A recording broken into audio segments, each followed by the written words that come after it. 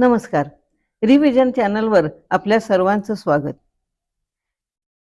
भारताच्या इतिहासामध्ये अहिल्याबाई होळकर हे एक अतिशय अद्वितीय असं व्यक्तिमत्व होऊन गेलं. उत्कृष्ट प्रशासन आणि रामराज्य निर्माण करणं याच्यामध्ये दोनच व्यक्ती तसं म्हटलं तर आपल्या लक्षात घेता येतात. एक म्हणजे शिवाजी महाराज आणि दुसरं आपल्या अहिल्याबाई होळकर. अतिशय उत्कृष्ट प्रशासन असणं हे सुराज्याचं लक्षण आहे. हे कसं साध्य झालं हे आपल्याला सांगण्यासाठी आले आहेत विदिशाताई. नमस्कार विदिशाताई. नमस्कार.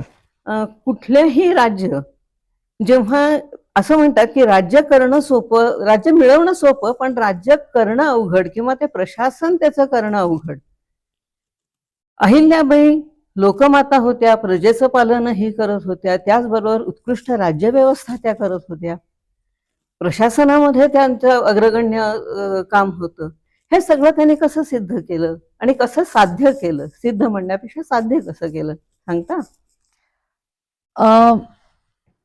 काही गोष्टी विशेष नमूद कराव्याशा वाटतात मला, की पर्यावरणाच्या बाबतीत पण त्यांचा दृष्टिकोन खूप तेव्हाच विशाल होता. म्हणजे आता आपण पर्यावरण संवर्धनासाठी खूप कष्ट घेतो किंवा अशी चळवळ उभी राहिली आहे, पण त्या काळी त्यांनी नदीचं पाणी गढूळ होऊ नये म्हणून त्याचा एक वेगळा प्रवाहच काढला होता की त्याचा वापर धुणं भांड्यासाठी होईल किंवा जनावरांना स्नान करण्यासाठी होईल. आणि मग ते जे गढूळ झालेलं पाणी आहे ते पुढे त्यांनी शेतीकडे वळवलेलं होतं आणि त्यामुळे शेतीला खतही मिळत असे, नैसर्गिक आणि उत्पन्नही खूप येत असे. तर त्या जोडीलाच त्यांनी ओसाड जमिनींवर ठिकठिकाणी वृक्ष लागवड केली. मग आंबा असेल, वड, पिंपळ, औदुंबर असेल, कडुनिंब असेल, चिंच असेल. म्हणजे भारतीय उपखंडामध्ये ज्या ज्या वनस्पती मोठ्या आढळतात त्यांचं वृक्षारोपण करायचा प्रयत्न केला. आतासारख्या लोकांसारखं विलायती झाडं लावत नाहीत.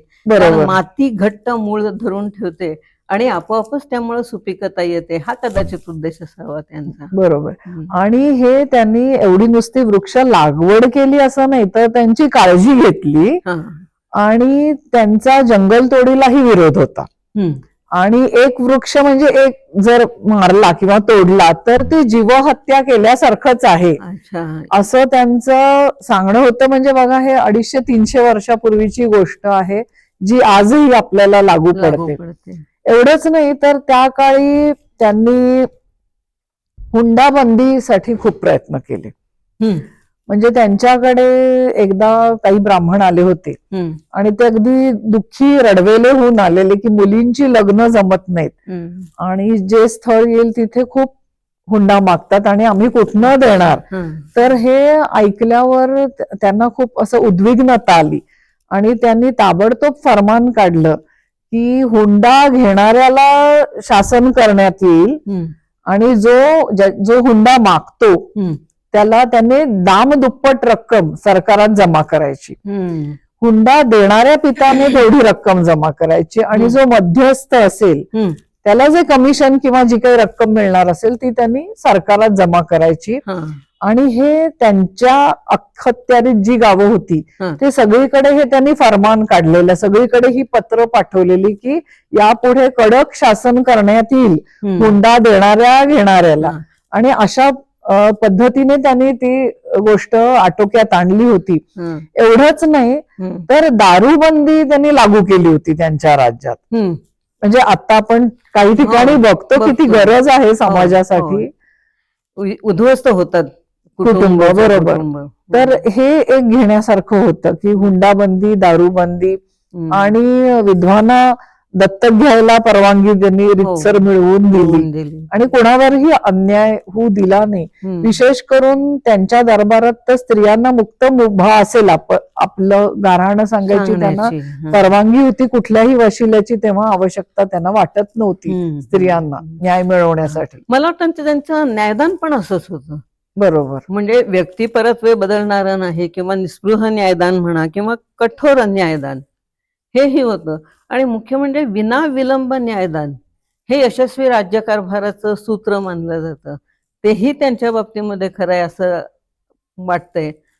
त्याच्याबद्दल काही तुम्ही सांगता का? काही असे प्रसंग नमूद आहेत. म्हणजे एकदा त्यांना एक पत्र आलं होतं, म्हणजे त्यांच्या कासीद किंवा ते जासूद असायचे हो, ना, हो, हो, त्यांच्या करवी हो. ते त्यांना पत्र आलेलं. आणि एका ठिकाणी कोतवाल, कसबे इंदूर असं राहणाऱ्या इस्माने दुसऱ्या शेजाऱ्याचं दुकान गिळंकृत केलेलं, बर.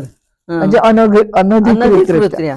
आणि हे पत्राद्वारे समजताच त्यांनी तातडीने दुसरं पत्र पाठवलं तिथं, की ताबडतोब ज्याचं दुकान अन्यायाने घेतलं आहे ते परत द्यावं, नाहीतर शिक्षा होईल.